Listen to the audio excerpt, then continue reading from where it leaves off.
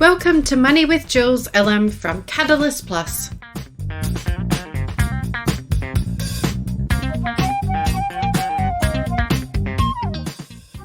This podcast is for the entrepreneur who is tired of working 60 hours per week in their business and who wants to spend more time enjoying life with their family and friends.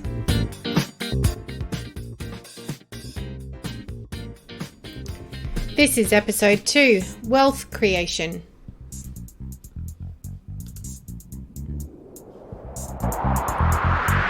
Hi everybody, welcome back to Money with Jules. I am here today and I'm so grateful that you are with me. I thought that I would change when the podcast would come out to be on Friday because it's my favorite day, and also it just gives you some time to think about what we are talking about during the weekend when hopefully you're not working so much. So anyway, let's jump into this week's episode, which is about wealth creation. Now, I want to really start talking to you about your getting your own definition happening, right? So the dictionary says that wealth is either 1, an abundance of valuable possessions or money, or 2, a plentiful supply of a particular desirable thing. Now, to get you started on thinking about what is your wealth definition, using both of those ones from the dictionary, I thought that I would let you know what my current definition of wealth is. So for me, being wealthy is having an abundance of good health, happiness, love between my family and friends, and enough money for me to live comfortably without working more than 20 hours a week. Now, when I say this is my current definition, if I go back even just a couple of years ago, maybe 5-6 years ago, my definition was completely different. My definition of wealth was very much about the abundance of valuable possessions and money and having like as many motorbikes as I possibly could. And yeah, like it was about work hard, play hard, that kind of thing. And then I had a few things happen in my world that really shook me up and got me to think about it and go back to basics. I had a really, really close person to me pass away suddenly, horrifically, 3 years ago. And he was really young. And for me, that really shook me up. I started to think about, well, what am I working so crazy for? Like, hang on a second. When I started my business, Catalyst Plus, I was really clear that I wanted to have a location-free business. I wanted to travel the world and earn money as long as I had an internet connection. It didn't matter where I was. And even I was able to serve my clients when I was having a meeting with them and had the Eiffel Tower in the background. And that is a true story. And that was such an amazing feeling for me, because everything that I had done up until that point was to make sure that didn't matter where I was in the world, I just always had my computer in, like my laptop in my bag or my top box on my motorbike, and off I went, right? Now, when this person passed away, it really got me thinking, well, hang on a second, I'm working 60 hours a week. I'm making money, but I have all these extra stresses going on and I don't feel like I can travel. So then I started creating this definition for myself. So the definition, which I've just shared with you, of having an abundance of good health, happiness, love between our family and friends, and enough money that I could live comfortably without working more than 20 hours per week. Now, not long before this person passed away in my life, I had come across Barefoot Investor, and I was using that to really get on top of my money. Now, I was always really good with money. And when I put Barefoot Investor by Scott Pape into action, it was like, oh my gosh, I've got a system for my money. So now I have all this headspace because I don't have to keep shuffling the money around into the spots they need to go to.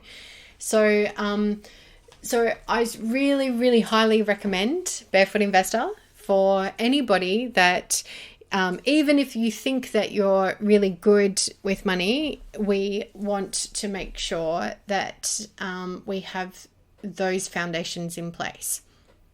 Now, so the health and the family and the friends and everything, that is still a really big part of why I work the way that I work, and that is my top priority, and the money is secondary. But I know other people are not as fortunate as where I'm up to. Like, you know, it's been a long drive for me to get to this point, and that's why I want to encourage you all to start deciding and creating this definition of wealth, but be realistic and understand that definition of wealth may change for you over time. Now, this is a money podcast, and I know, like, for me going forward, one of my longer term goals is to change that 20 hours a week to 1 day a week, and then ultimately, like Tim Ferriss, end up with my 4-hour work week, which would be amazing. But I'm also very much like, I love the work that I do, so I don't think that I would ever get to 4 hours a week. So don't worry about that, everybody. And anyway, so I know that this is a real, like, for you, you're coming here, it's a money podcast.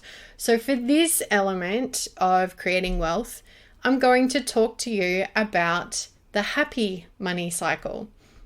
Now, the happy money cycle for me is talking about the 4 pillars. The 4 pillars are a sequential pillar. So what I mean by that is, if you have a sequential gearbox in your motorbike, you go 1, 2, 3, 4. You don't go 1, 4, 2, 3. You try to, go from the first step, then the second, the third, and the fourth. And the happy money cycle, or the money wealth cycle, as other people call it, is very simple 4 pillars. Those pillars are, first, you need to earn your money. Then you need to save your money. Then your third step is to invest your money. And then the fourth step is to enjoy your money. Now, I'm sure that you've seen a lot of people, and you've possibly been in the same case where you've gone out and you've enjoyed the money on a credit card before you've earned the money, right? And then all that ends up doing is putting you in a vicious, guilty cycle around money that you've got to always earn to pay off your debts because you've already enjoyed what you've got in front of you. And I suppose, like, when you start going through the cycle this way, the 1, 2, 3, 4 step, so 1, earn, 2, save, 3, invest, 4, enjoy. When you take that 4-step approach, you start to actually look at other things that you can do that are enjoyable that don't include money. So as Dolly Parton says in her Coat of Many Colors, that although we had no money, I was rich as I could be in my coat of many colors that my mama made for me, right? So in that time, Dolly is talking about riches doesn't always have to come from money. Riches come from within, and the money part is, like, the icing on the cake. And that's the part of the wealth cycle that I really would love to portray to you and, encourage you to pursue. So let's get into these 4 pillars. What is it that I actually mean by the earn, save, invest, enjoy? In that order, right? If you earn your money, you've already got a bucket. And as Scott Pape would say, imagine your money that comes to you through your wages as coming into this big bucket. But so many people do the wealth cycle completely different. They do this thing where the money comes in, but they've already enjoyed it. So the money's already going to paying off their debt, their credit card debt. And what Scott Pape talks about is, well, in this hole in the bottom of your bucket, if you put 3 other buckets underneath it, then you are able to capture that money flow. So earning the money, the first step is to make sure that it comes in, and what comes in you want to capture in your savings cycle.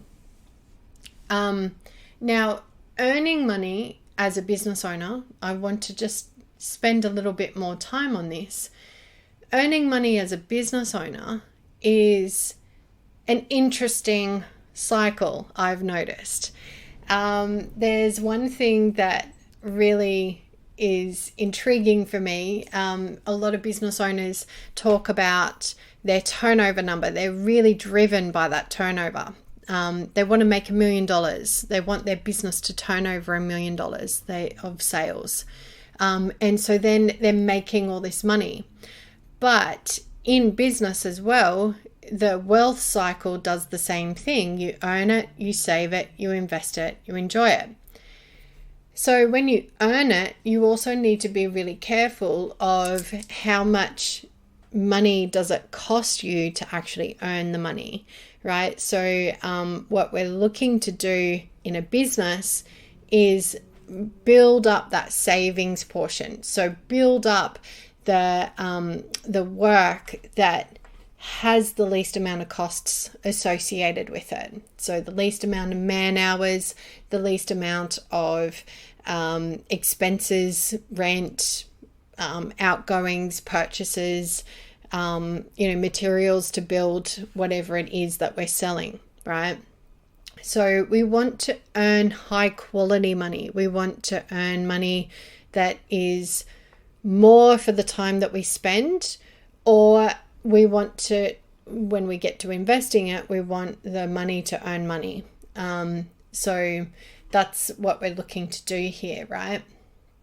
So coming to the savings section, that's where we get our buckets underneath the money that's flowing into our river of money, or our money flow. And when we get those buckets out, what we're doing is we're putting money aside for future unexpected things. So in the barefoot terminology, that's our fire extinguisher, which I love his analogies. They're so cool. And then we also want to put some money aside for enjoying down the track. So like holidays or stuff like that. And then we also want to put a little bit of money aside for that we can spend in the immediate future. But more importantly, both in your business and in your personal life, you need the money put aside in your mojo. Now, the mojo money, that money is important because it's putting aside 3 months of your operational expenses. And this just helps you sleep at night, both in an individual and as a business owner. So these concepts work for either or. And it's really important to know. Now, if you were to look at The Millionaire Next Door, which is a book by Thomas Stanley, he has an example of how millionaires operate versus what people expect a millionaire operates as. Thomas Stanley did a lot of research, and there was an example where they invited all these millionaires in to talk about how they spend their money and things like that. And they went out and bought all this high range champagne and caviar and all this like expensive stuff because they thought that that's what the millionaires would have been accustomed to. However, they came to find really quickly that the millionaires didn't do any of all of that. They were really savvy with their money. They drank, just normal beer and normal wine, and the caviar, they weren't even interested in doing that. Now, what they did do instead was they always looked for the value in everything that they spent. So, because their priority of the money coming into their world was to save as much of it as they could. The reason why they wanted to save as much of it as they could was so that they could go into the third step, which is to invest money.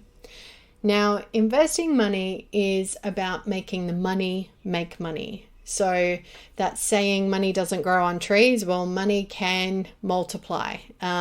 So that's one of the things that I absolutely love doing. If I can make my money work for me whilst I'm sleeping, then, I'm doing a good thing right now. And it's helping me get to the financial freedom and independence so I don't have to work as many hours in a job, right? So, and even Warren Buffett, he has been known to say, if you don't find a way to make money while you sleep, you will work until you die. Now, we're dead for a very long time, and living, we don't know how long we're going to be on this magical planet of ours, but living is the time that we want to be enjoying our money, right? So the whole idea of investing is either in stock markets or in property that earns income and pays off the debt associated with it. But it's just, making the money earn the income for you so that you don't have to be physically working. So that's what we're looking to do when we get to investing. And then the fourth part is to enjoy money, right? So the reason why we put enjoying money at the very end of the wealth cycle, or the happy money cycle, as I like to call it, the reason why we put it there is because if you put it first before you earn money, then you're constantly in a debt cycle, and you're constantly in a debt guilt cycle, right? I feel guilty that I spent money on XYZ. I haven't even earned the money to pay for it. Like as Lacey Philippich says in her Money School book, she says, well, was it worth spending $200 on a pair of shoes when I had to work a full day to clear that money? And I had to work a full day in a job that I was okay with, but I wasn't passionately excited by, right? So she puts the price tag in terms of how it makes you feel, or the time that you've had to use in order to get that thing. So is it worth working a full day for those pair of shoes? Maybe if you're going to be hiking in them forever, with one of my friends who hopefully is listening, and she knows that heels are what I need to always say yes to. But, hiking shoes, maybe. But high heels that are going to give you pain, I'm not sure about that, right? So that's why we want to talk about making sure that we're earning money to save it, invest it, and then enjoy it. it's not all about hoarding the money, but it's, we want to enjoy it, but not at the expense of painful time or things like that. So hopefully that winds me up for our wealth creation this week's episode, and I'm really hoping that it was of use to you. If you're enjoying our podcast, please come over and give me a review on Apple Podcasts or Spotify Podcasts, wherever you're listening to me, and make sure that you join up to our Money with Jules newsletter from our website, moneywithjules.com.au. But until next time, I hope you have a rock star weekend and get out into this beautiful sunshine. And I'll see you next week. Bye. If this podcast was of help to you, come on over to moneywithjules.com.au. See you there.